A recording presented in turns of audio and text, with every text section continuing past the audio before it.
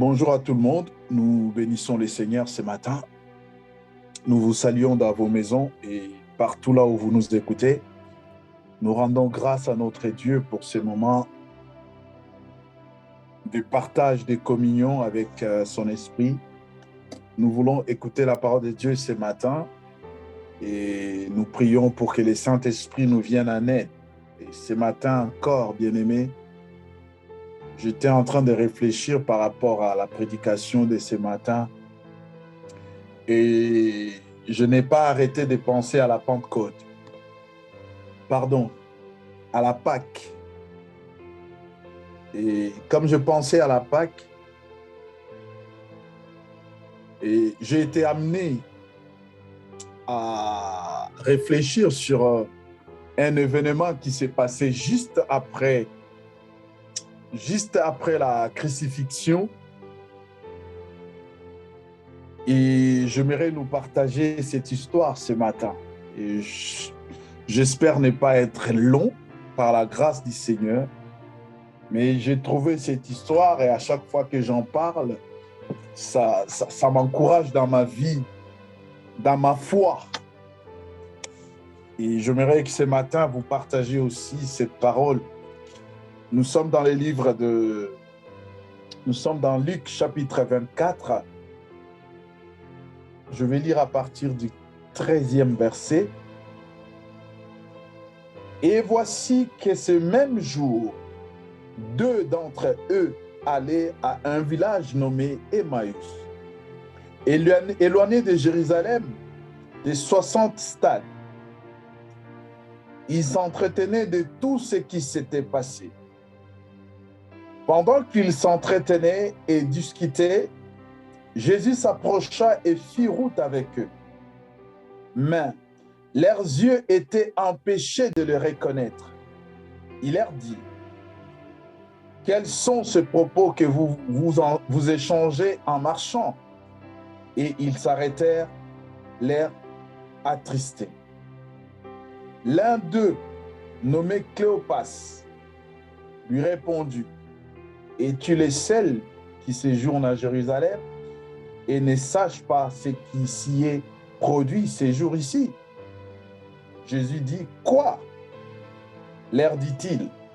Lui répondirent: ce qui s'est produit au sujet de Jésus de Nazareth.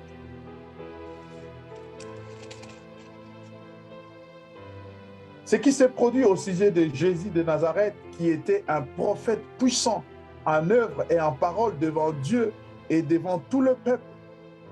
Et comment nos principaux sacrificateurs et nos chefs l'ont livré pour être condamné à mort et l'ont crucifié. Nous espérions que ce serait lui qui délivrerait Israël. Mais avec tout cela, voici le troisième jour que ces événements se sont produits. Il est vrai que quelques femmes d'entre nous ont fort étonnés. Elles se sont rendues de bon matin au tombeau et n'ayant pas trouvé son corps, elles sont venues dire que des anges leur sont apparus et ont déclaré qu'il est vivant. Quelques-uns de ceux qui étaient avec nous sont allés au tombeau et ils ont trouvé les choses tout comme les femmes l'avaient dit, mais lui, ils ne l'ont pas vu. Alors Jésus leur dit: homme sans intelligence et dont le cœur est lent à croire tout ce qu'ont dit les prophètes. Le Christ ne devrait-il pas souffrir de la sorte et entrer dans sa gloire? Et commençant par Moïse et par tous les prophètes, il leur expliqua dans toutes les Écritures ce qui les concernait. Lorsqu'ils firent près du village où ils allaient, il parut vouloir aller plus loin. Mais ils les pressèrent en disant: reste avec nous, car le soir approche, le jour est déjà sur son déclin. Il entra pour rester avec eux. Pendant qu'ils étaient à table avec eux, il prit le pain, dit la bénédiction, puis les rompit et les leur donna. Alors leurs yeux s'ouvrirent. Ils les reconnurent, mais ils disparurent de devant d'eux. Et ils se dirent l'un à l'autre, notre cœur ne brûlait-il pas au-dedans de nous lorsqu'il nous parlait en chemin et nous expliquait les Écritures? Ils se levèrent à l'heure même, retournèrent à Jérusalem et trouvèrent assemblés les 11 et leurs compagnons, qui leur dirent, le Seigneur est réellement ressuscité et il est apparu à Simon. Ils racontèrent ce qui leur était arrivé en chemin et comment ils l'avaient reconnu à la fraction du pain. Excusez-moi pour la lecture, elle était un peu longue, mais elle valait le coup, elle valait la peine qu'on puisse aller jusqu'au bout. Et bien aimé, ce matin, je viens nous partager cette histoire que je viens de lire. Nous bénissons le Seigneur pour sa parole. Papa, merci pour ta parole qui va nous être prêchée ce matin. Nous la recommandons entre tes mains et nous te recommandons aussi, Seigneur, nos vies, afin que cette parole fasse son effet dans nos vies. Papa, merci. Nous te bénissons, Père, au nom de Jésus. Bien aimé, je disais, l'histoire que nous venons de lire, cette histoire, ça s'est passé 3 jours après la mort de Christ. C'est-à-dire, avant, c'est ce que nous avons vu la fois dernière. Nous l'avons vu, j'ai essayé de parler de cela 3 fois, je crois. Nous avons vu la Pâque, comment Jésus a préparé la Pâque avec ses disciples et ses apôtres. Il les a tout expliqué, comme quoi bientôt je vais être sacrifié, bientôt on va me condamner, je vais être crucifié et le 3e jour je serai ramené à la vie. Et en expliquant cela aux disciples, comme je l'avais dit la fois dernière, je ne sais pas, il y en a certains des disciples, ils étaient avec Jésus. Mais je ne sais pas personnellement, j'ai essayé de comprendre tout ce monde qui était avec Jésus. Vous allez voir que chacun avait son attitude dans son entourage. Il y en a qui le suivaient pour le pain. Lorsqu'il n'avait pas été question de pain, il n'était pas avec lui. Il y en a qui le suivaient parce qu'ils croyaient réellement que c'est lui qui devrait mener la guerre. C'est lui qui devait faire cesser l'occupation romaine. Et ils croyaient en lui parce qu'ils voyaient tout ce que le prophète avait prédit concernant les Messies. Mais maintenant, ils attendaient seulement les tempos pour pouvoir réaliser, mener cette guerre avec les Romains. Mais bien aimé, la Pâque, Jésus l'a célébrée avec ses disciples. Il les a montrés. Il a dit, voilà comment je vais être sacrifié. Je vais être crucifié.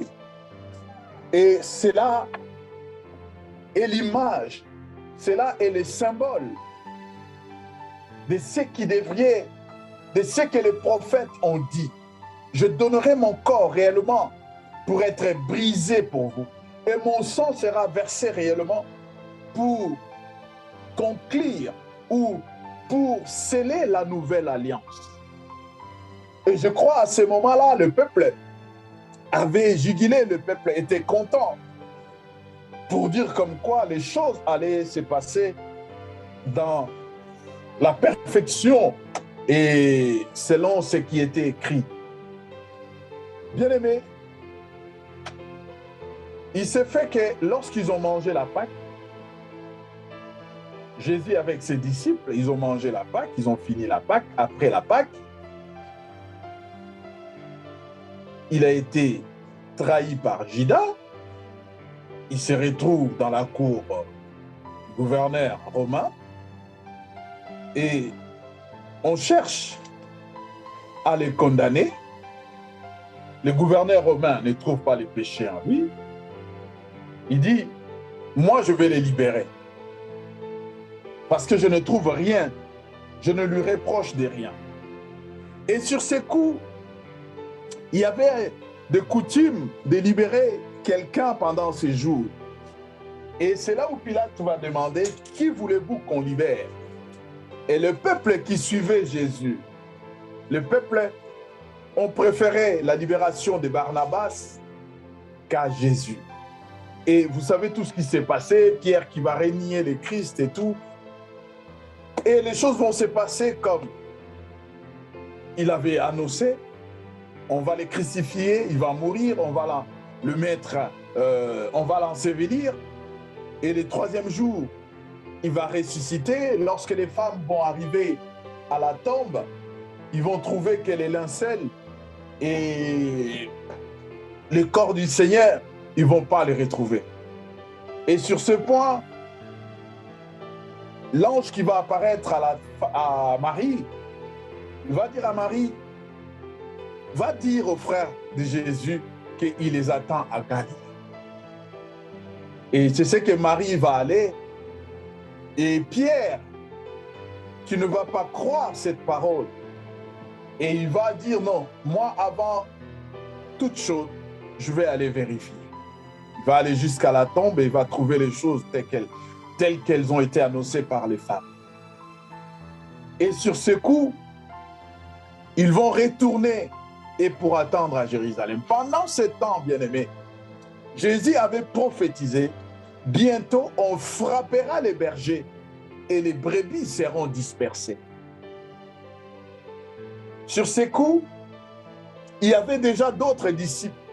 Et dans cette histoire, je ne pense pas que les disciples d'Emmaüs étaient les seuls. Je l'ai dit la fois dernière, même Pierre, lorsque nous lisons Jean, il dit que Pierre était retourné à la pêche.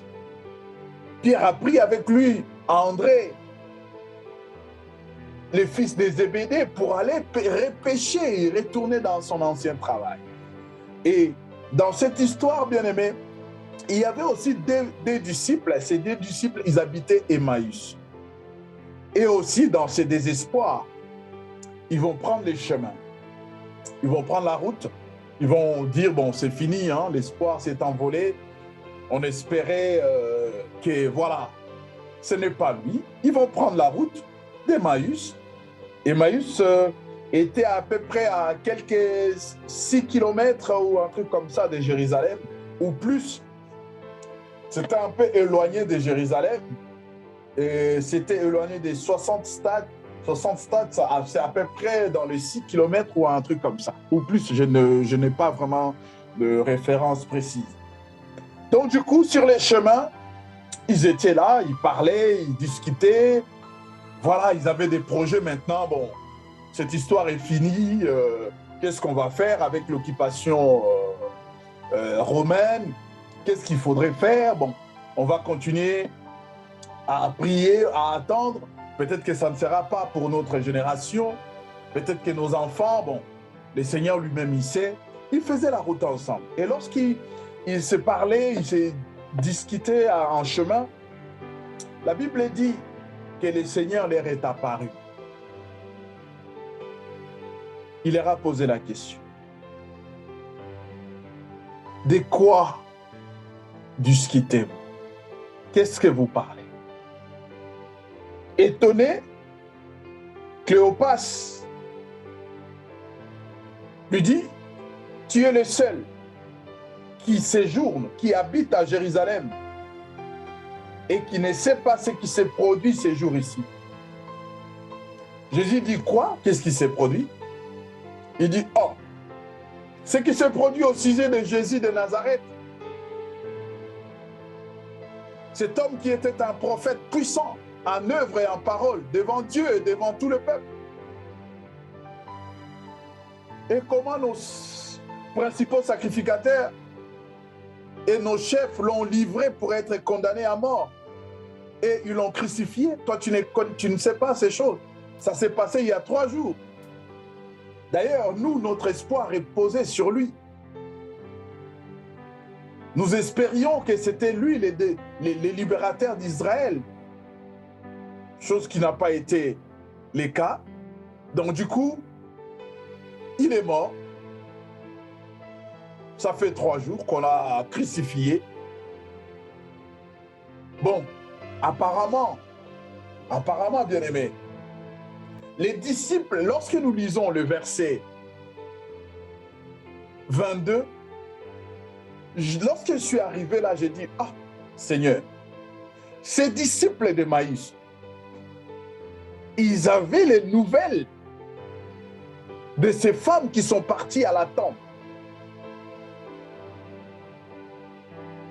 Ils étaient au courant que ces femmes n'ont pas trouvé le corps du Seigneur. Écoutez, il est vrai que quelques femmes d'entre nous nous ont fort étonnés.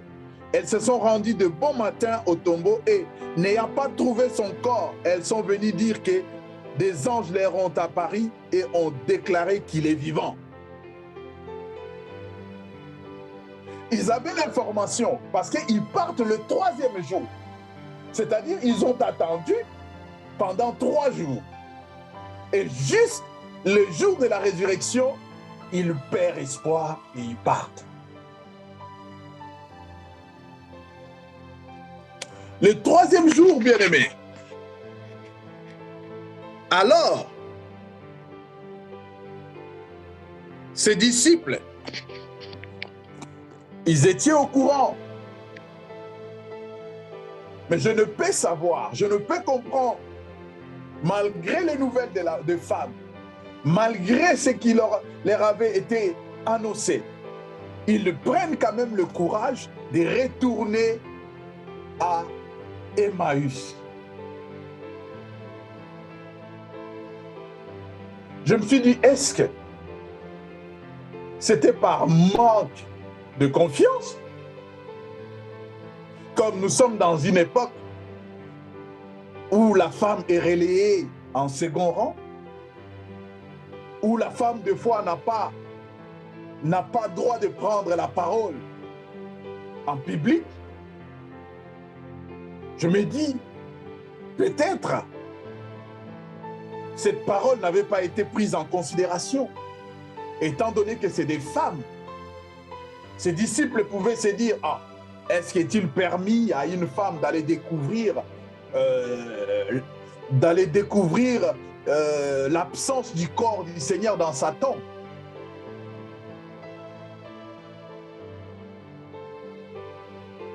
Je me pose la question, franchement, je n'ai pas de réponse.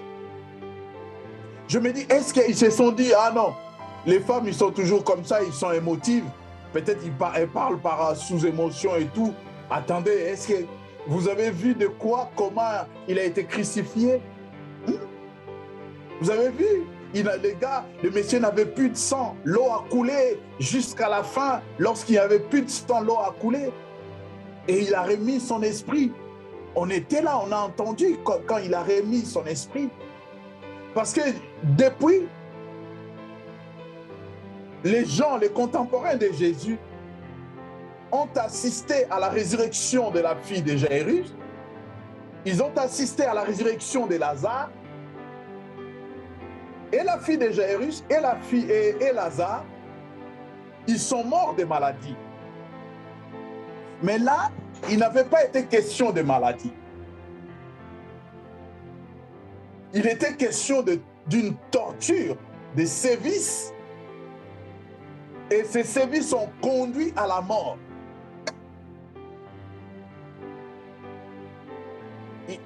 Le corps du Christ n'était pas enterré, mis dans le tombeau intact.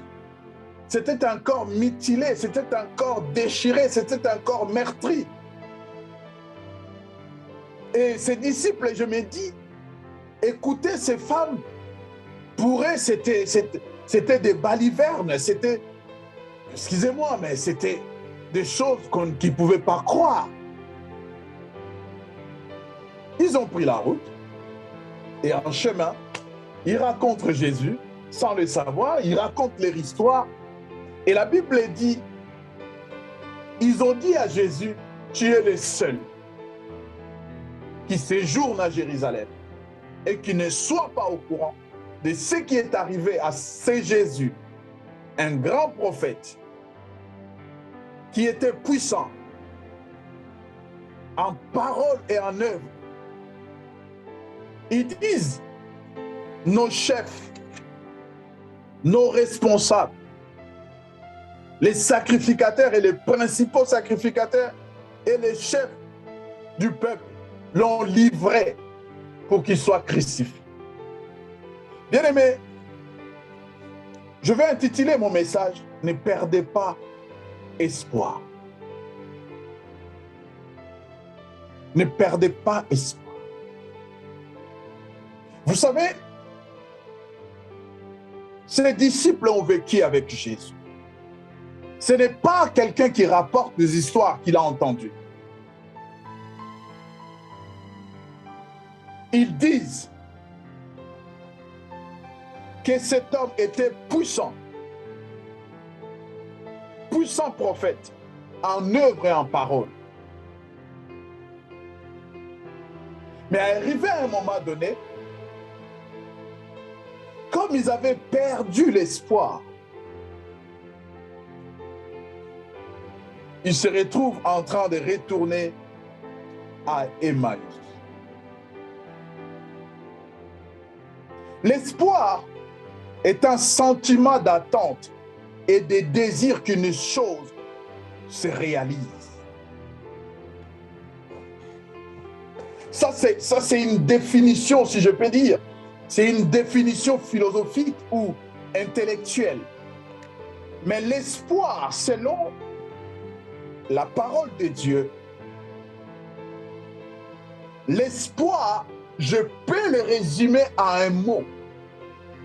L'espoir consiste à faire confiance à Dieu. Voilà pourquoi Paul va définir la foi comme une ferme espérance, comme une ferme espoir, comme une confiance totale à Dieu. Des choses que Dieu a promis. La démonstration des choses auxquelles ou à laquelle je crois que Dieu va les réaliser.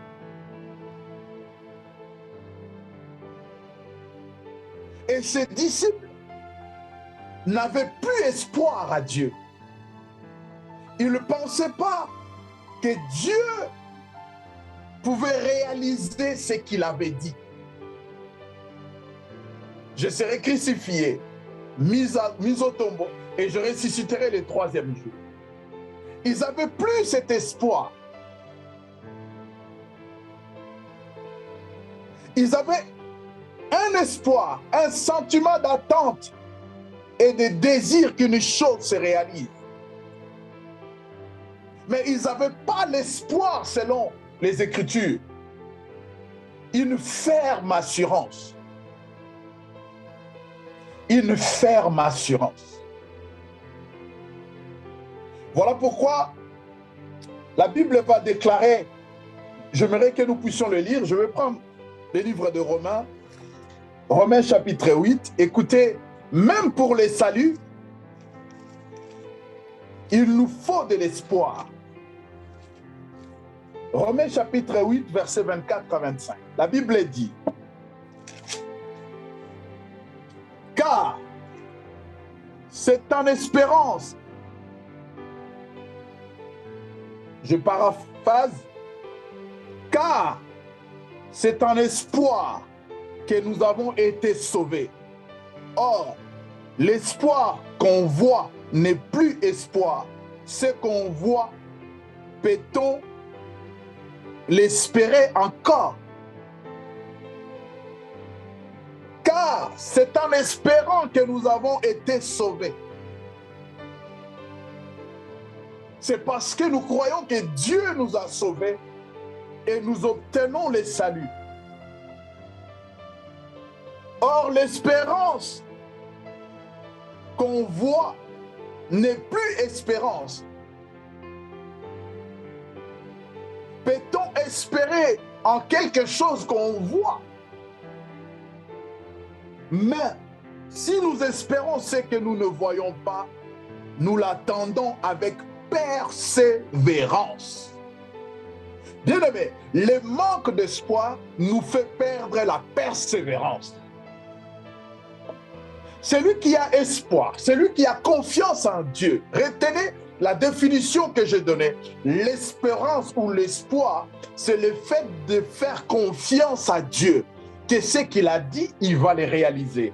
Et Paul il dit, mais si nous espérons ce que nous ne voyons pas, nous l'attendons avec persévérance. Parce que l'espérance que nous voyons, nous ne pouvons plus espérer à quelque chose que nous avons, à quelque chose que nous voyons. Nous espérons à des choses que nous ne voyons pas, mais nous avons la foi que ces choses vont s'accomplir. Et comme nous espérons à des choses que nous ne voyons pas, nous l'attendons dans la persévérance. C'est ce qui a manqué aux disciples d'Emmaüs. Ils ont perdu espoir. Et l'espoir, lorsqu'on perd l'espoir, on prend le chemin du village. Lorsqu'on perd l'espoir, on retourne dans le mal. Lorsqu'on perd l'espoir, on retourne dans l'échec. On devient l'esclave de ses échecs. On devient l'esclave de sa mauvaise vie, de son ancienne vie. On devient esclave de son passé. Lorsqu'on perd l'espoir du salut, on commence à vivre, oh, est-ce que moi vraiment, ce que j'avais fait dans le passé, est-ce que le Seigneur est capable? Est-ce que vraiment, tu commences à vivre dans le passé. Lorsqu'on perd espoir, on porte son passé, on retourne dans son passé. Ces disciples d'Emmaüs, ils n'avaient plus d'autre espérance. Et leur seul objectif, c'était de retourner au village. C'était de retourner à Emmaüs pour faire je ne sais quoi. Peut-être, pas peut-être, mais c'est pour retourner à l'ère ancienne. Parce que la chose sur laquelle reposait leur espoir n'existait plus. Pour eux, Jésus n'existait plus. Il n'y avait plus de raison de rester à Jérusalem. Peut-être que toi qui me suis, tu n'as plus de raison de rester à Jérusalem. Tu n'as plus de raison, tu ne trouves plus de raison de rester chrétien ou chrétienne à cause des abus, à cause de tout ce qui se passe dans le milieu évangélique. Laisse-moi te dire une chose, bien-aimé. Qu'est-ce que le Seigneur t'a dit? En quoi tu avais placé ton espérance quand tu as cru? Qu'est-ce que tu vois aujourd'hui et que cela n'avait pas été prédit dans les Écritures? Qu'est-ce qui affaiblit ta foi? Parce que ça fait 3 jours, tu ne vois rien. Ça fait des années, tu ne vois rien. Depuis que tu t'es converti, tu ne vois rien. Depuis que tu as reçu les promesses, tu ne vois rien. Depuis qu'on t'a dit cela arriverait, tu ne vois rien. Et tu vois l'âge avancé. Tu t'es dit, oh, c'est fini. Laisse-moi te dire une chose. L'espoir est comme cette lumière qui brille dans les ténèbres. L'espoir est la chose sur laquelle nous nous accrochons parce que nous espérons à des choses à venir. Et avec la persévérance, nous nous accrochons avec l'espoir.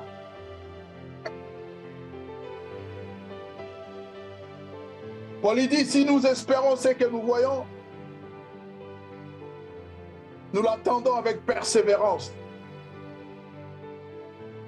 La persévérance, Jésus a dit, je serai crucifié, mis à mort, ressuscité. Mais avant cela, vous restez ici. Restez ici.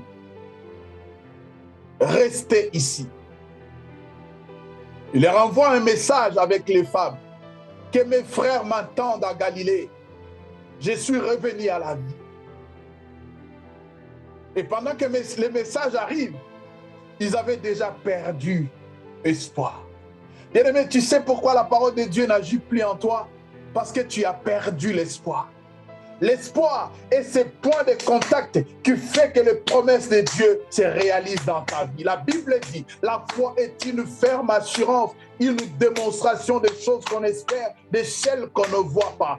Comme tu as perdu l'espoir, il n'y a plus de point de contact. Réveille-toi ce matin. Ça ne te coûte rien. Ça ne te coûte rien de croire, d'espérer. Ça ne te coûte rien d'espérer. Ce matin, ma prière est que cette parole t'accompagne comme la parole a accompagné les 2 disciples d'Emmaüs. Pendant que je suis en train de parler, laisse que ton cœur bouillonne, laisse que ton esprit se réveille, laisse que tu te ressaisisses et que tu dises, non, je dois retourner dans la chambre, là où la promesse a été, là où il nous a promis et là où le point de rencontre va s'effectuer. Là où la rencontre va s'effectuer, c'est dans la chambre, ce n'est pas sur le chemin d'Emmaüs. Je parle à ton cœur qui est sur le chemin d'Emmaüs.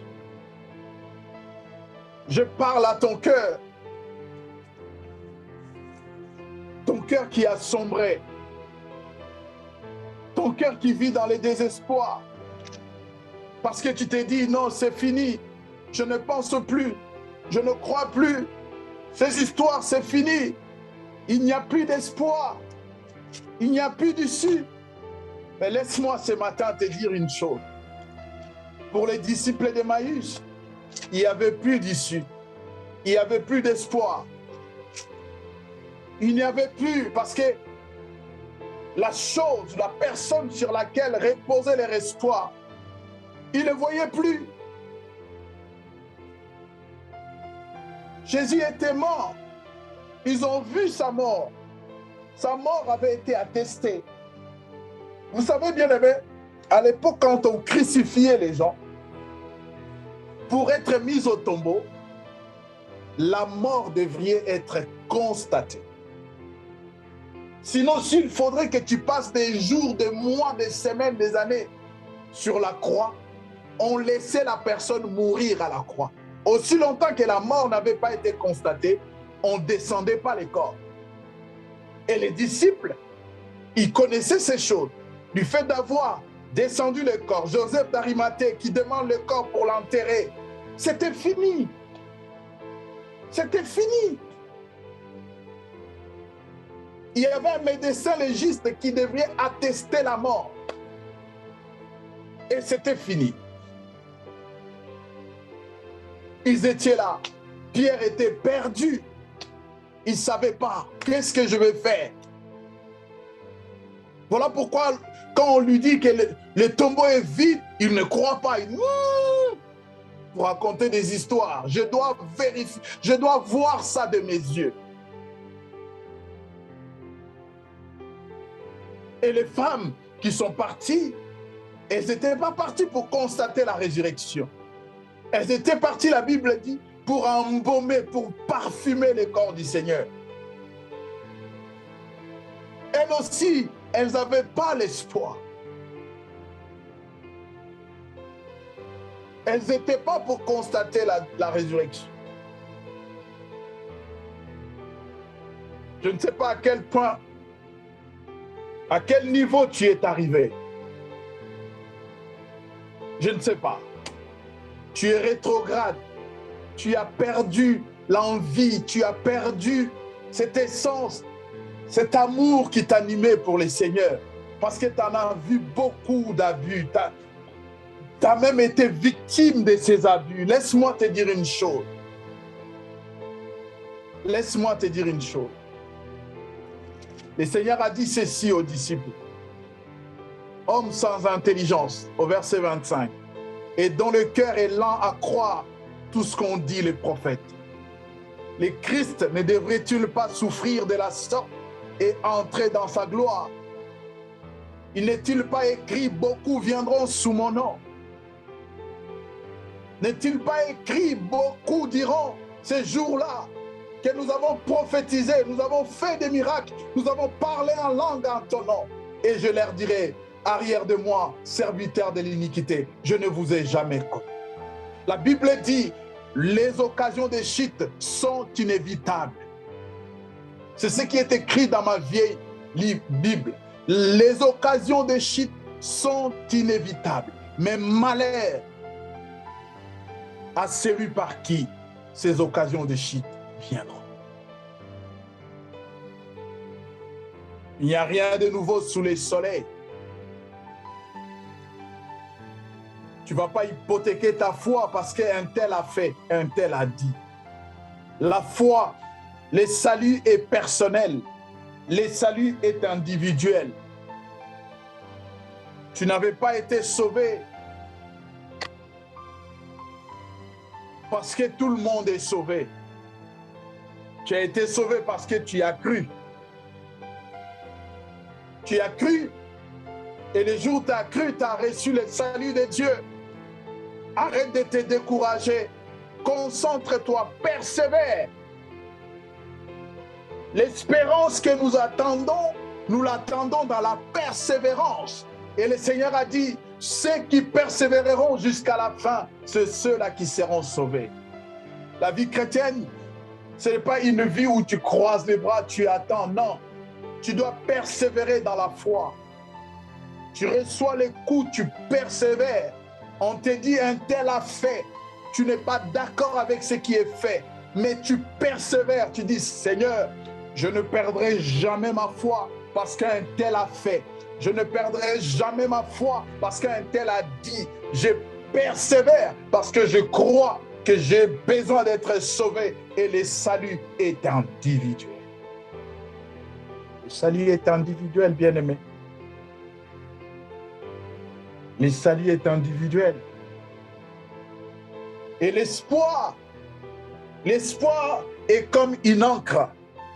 Vous savez, dans l'Antiquité, l'encre était vénérée.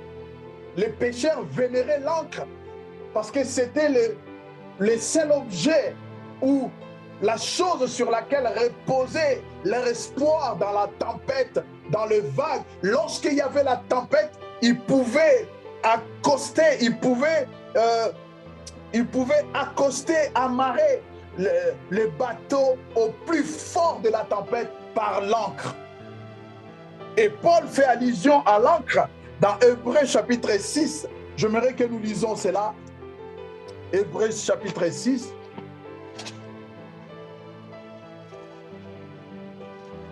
Hébreux chapitre 6, le verset 16. Hébreux 6, 16. Paul il dit ceci. Excusez-moi, je trouve ça rapidement.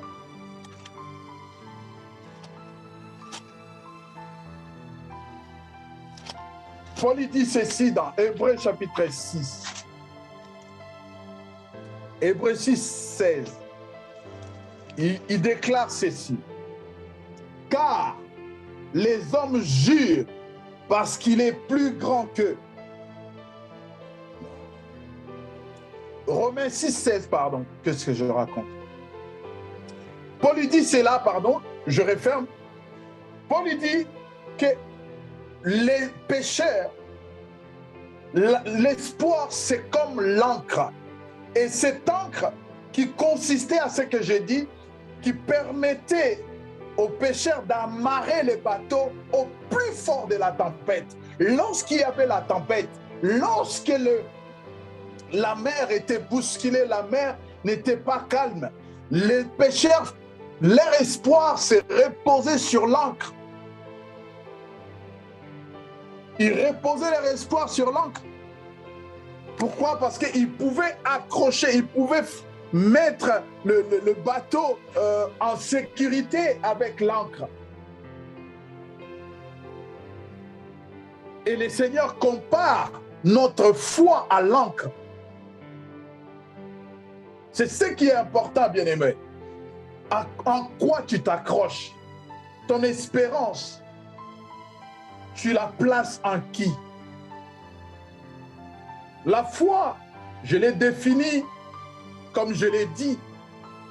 La foi consiste à faire confiance à Dieu pour ne pas aller plus loin. La foi consiste à faire confiance à Dieu Et voilà pourquoi Paul dira, c'est la ferme assurance des choses qu'on espère. Et des choses qu'on espère, on doit les démontrer parce qu'on espère à ces choses. Et on doit les démontrer. En les démontrant, c'est-à-dire, on reste ferme dans sa foi. Ces disciples, ils avaient perdu espoir carrément. Il n'y avait plus d'espoir. Il n'y avait plus d'espoir. Et ils partaient où? Ils partaient. Ils retournaient dans leur ancienne vie. Et là où ils retournaient, je ne sais pas. Ils retournaient chez leurs parents. Est-ce qu'ils avaient déjà un chez eux? Je ne sais pas. Mais ils retournaient quand même. Et lorsque le Seigneur les rencontre, il essaie de leur donner des paroles de consolation. Il essaie de les conseiller. Il leur dit non. Les prophètes ont parlé sur ces choses. Ces choses devraient arriver. Et la Bible dit, pour les rappeler toutes ces choses, il a pris le pain, il a rompu, il a prié, il a donné aux disciples. Et la Bible dit, leurs yeux se sont ouverts. Je prie ce matin que la parole que je suis en train de prêcher soit comme ce pain, afin que tes yeux s'ouvrent, pour que tu comprennes, pour que tu reprennes espoir. Ne perds pas espoir parce que les gens l'ont dit, parce que les gens ont fait. Ne perds pas espoir. Parce que tu penses que ça ne sert à rien. Ça ne sert à rien. Il y a trop de déceptions. Ça ne sert à rien. Ça ne sert à rien que je continue. Ça ne sert à rien. Mais je voudrais te dire une chose. Ça sert à quelque chose. Ça sert à quelque chose. Vous avez perdu espoir. Jésus dit, l'homme de peu d'intelligence. Et Paul nous rappelle, Paul nous dit dans Romains 12, 2, ne vous conformez pas au monde présent, mais soyez transformés par le renouvellement de l'intelligence, afin que vous discerniez quelle est la volonté de Dieu, ce qui est bon, agréable et parfait. L'homme de peu d'intelligence.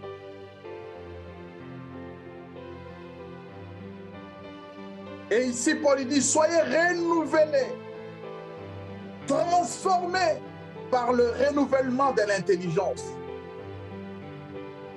Bien-aimé, ne suis pas, ne fais pas, parce que tout le monde fait, tout le monde suit.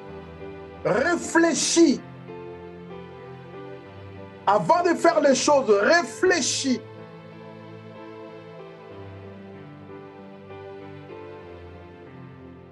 L'intelligence est donnée à tout le monde. Je ne parle pas de l'instruction. Je parle de l'intelligence. Que le Seigneur nous demande de chercher à être transformés par le renouvellement de l'intelligence. Jésus dit aux disciples, ils avaient perdu espoir. L'homme de peu d'intelligence. Le manque d'intelligence dans les choses de Dieu nous fait perdre l'espoir.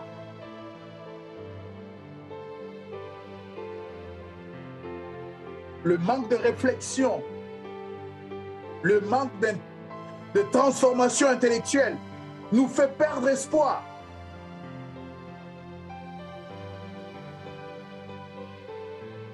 Nous fait perdre espoir.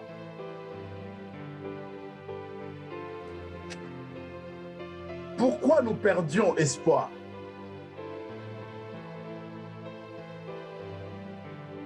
Parce que nous ne voulons pas. Nous ne voulons pas nous entretenir dans la parole de Dieu. Nous ne voulons pas nous accaparer des promesses de Dieu. Nous ne voulons pas Bien aimé, Dieu ne vient pas nous promettre des choses aujourd'hui. Il nous a promis ces choses il y a longtemps. Avant que nous naissions, il y avait déjà des promesses de Dieu. Comme je l'ai toujours dit, il n'y a pas de promesses nouveaux modèles aujourd'hui.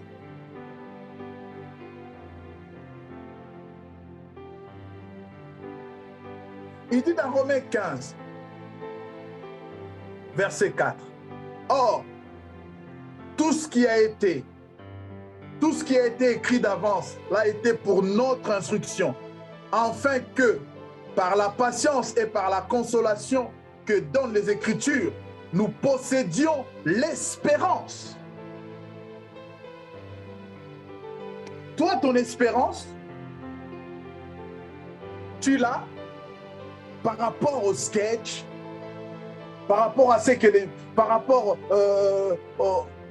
aux expériences des uns des autres, ce n'est pas mauvais. Mais écoute ce que la parole dit.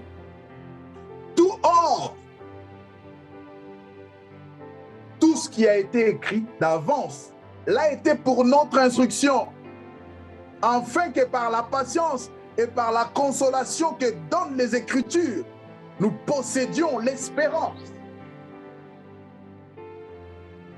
Bien-aimé, tu ne peux pas faire confiance à Dieu si tu ne sais pas qu'est-ce qu'il te promet. Très souvent, nous, prédicateurs, nous venons promettre aux enfants de Dieu ce que Dieu nous a promis à nous. Dieu n'a pas promis à toute son Église de devenir des députés, des directeurs, je ne sais quoi. Il y a certaines personnes à l'Église, ils ont ces promesses. Chacun a sa promesse exclusive.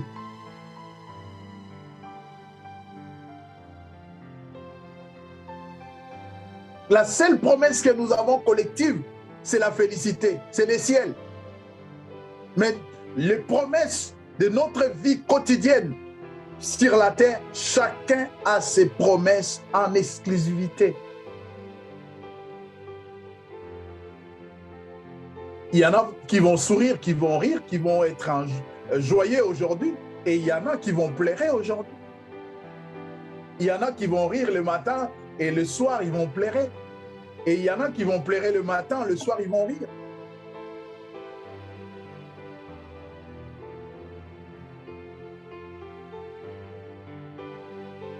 Dans 1 Pierre chapitre 1er, écoutez ce que la Bible déclare. 1 Pierre chapitre 1er, le verset 3e. Béni soit le Dieu et le Père de notre Seigneur Jésus-Christ, qui, selon sa grande miséricorde, nous a régénérés par la résurrection de Jésus d'entre les morts pour une espérance vivante.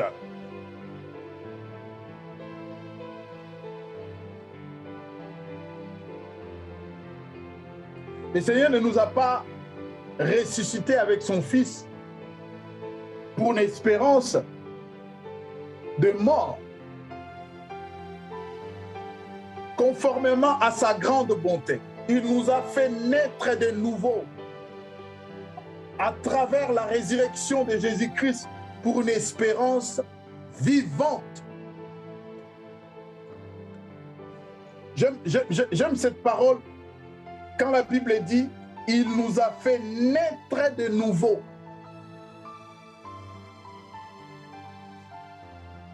Bien-aimé, lorsque tu n'es pas né de nouveau, tu ne peux pas avoir une espérance vivante. Pose-toi la question aujourd'hui. Qu'est-ce qui t'empêche de naître de nouveau?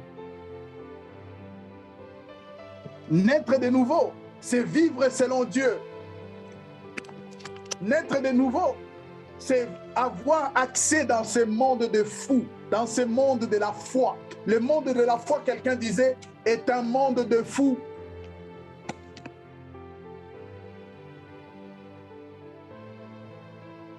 Pierre Peut-être que c'est pas écrit, mais Pierre pouvait considérer ces femmes comme des folles. Qu'est-ce que vous racontez?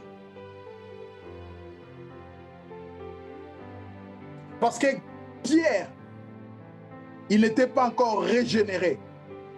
Il n'était pas encore né de nouveau dans son esprit. De même avec les disciples d'Emmaüs. Ils n'étaient pas encore nés de nouveau. Il aura fallu au Seigneur de les rappeler les Écritures. Et ce matin, je viens te rappeler les Écritures pour que dans ton esprit, tu renaisses de nouveau. Pour que tu renaisses de nouveau.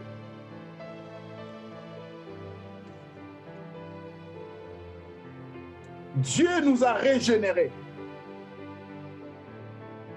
Paul lui dit, béni soit le Dieu, le Père de notre Seigneur Jésus, qui selon sa grande miséricorde, nous a régénérés par la résurrection de Christ d'entre les morts pour une espérance vivante.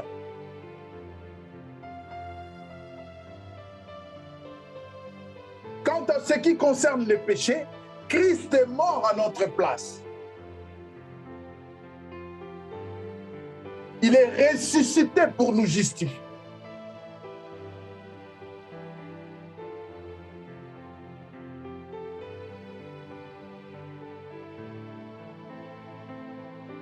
Et ces choses se sont arrivées pour qu'aujourd'hui, toi et moi, nous soyons renouvelés par l'intelligence.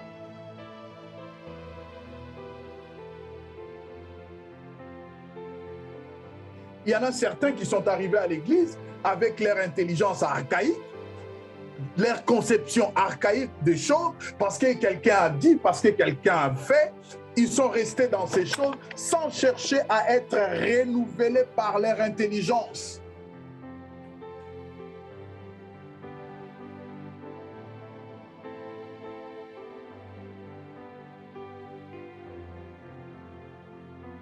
L'espoir s'est envolé.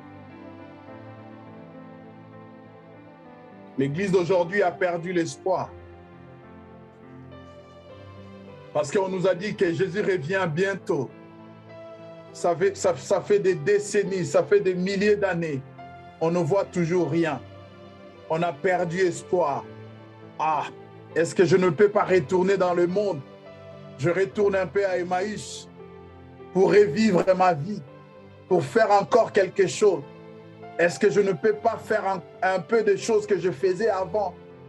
Parce que je pense que j'ai encore le temps. Je retourne à Emmaüs.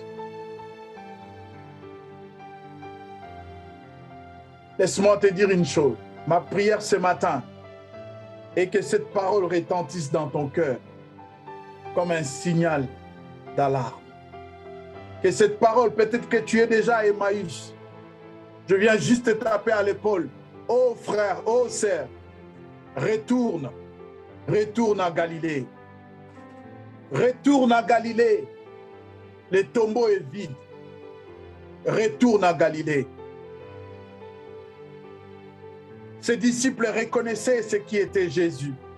Peut-être toi aussi tu reconnais que c'est un homme puissant. Qu'en son nom, les malades sont guéris. Tu as déjà vu les malades être guéris au nom de Jésus. Tu as déjà vu des problèmes être solutionnés au nom de Jésus. Parce qu'on a prié, on a gêné. Mais ton problème, c'est que tu as perdu espoir. Tu n'as plus comme socle les Écritures, les promesses de Dieu. Tu regardes les autres. Tu dis, moi aussi, je vais faire comme les autres. Laisse-moi te dire une chose. Ta place n'est pas avec les autres. Ta place est en Galilée. Retourne. Reçois le pain ce matin. Je t'amène cette parole en guise du pain. Que tes yeux s'ouvrent et que tu comprennes les Écritures. Ne perds pas espoir. Parce que hier, ça n'a pas marché. Ne perds pas espoir. Parce que le premier jour, il n'est pas ressuscité. Ne perds pas espoir. Parce que hier, on t'a déçu. Parce que hier, on t'a minimisé. Hier, on t'a rabaissé. Ne perds pas espoir. Parce que tu viens de divorcer. Ou tu es sur le coup d'un divorce. Le divorce est imminent. Ne perds pas espoir. Ne perds pas espoir parce que ton mari est parti. Ne perds pas espoir parce que ta femme est partie. Ne perds pas espoir. La Bible dit les voies de Dieu sont insondables. Si tu es enfant de Dieu, fils de Dieu, ne crains rien. Reste en Galilée. Ne crains rien, le tombeau est vide. Que les divorces ne te fassent pas perdre espoir. Que les tensions dans ton mariage ne te fassent pas perdre espoir. Que cet enfant, tu n'arrives plus à contrôler, ne te fasse pas perdre espoir. Crois, le tombeau est vide.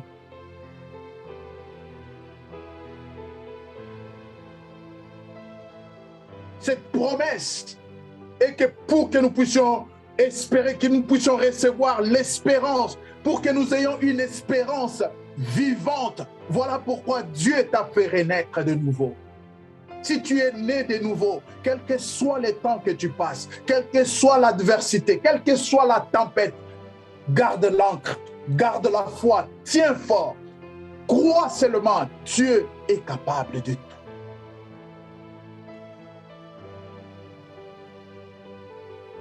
Il dit dans 1 Corinthiens 13, le verset 13, vous connaissez ces versets. 1 Corinthiens 13, 13. Il dit ceci. Maintenant donc, ces trois choses demeurent. La foi, l'espérance, l'amour. Maintenant que nous sommes en train d'écouter ce message, que ces trois choses demeurent. Je ne dis pas que ces trois choses soient passagères. Je dis que ces trois choses demeurent. Je parle de la foi, de l'espérance et de l'amour. Père, que ces trois choses demeurent dans la vie de quiconque t'a donné de sa vie. La foi, l'espérance et l'amour. Père, je prie pour tous ceux qui ont perdu espoir, que cette parole les ouvre les yeux, qu'ils comprennent et qu'ils retournent, Seigneur, en Galilée. Au nom de Jésus, que quelqu'un retrouve l'espoir, l'espérance, la confiance en Dieu maintenant, au nom de Jésus. Père, merci de bénir ta parole dans nos cœurs. Au nom de Jésus. Amen.